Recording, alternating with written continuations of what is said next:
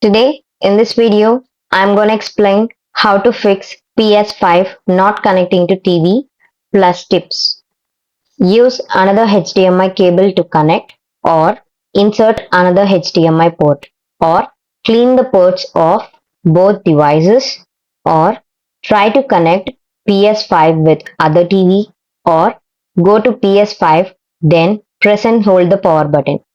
When TV screen go to safe mode, then remove the button. Now, with the help of controller, press the PlayStation button.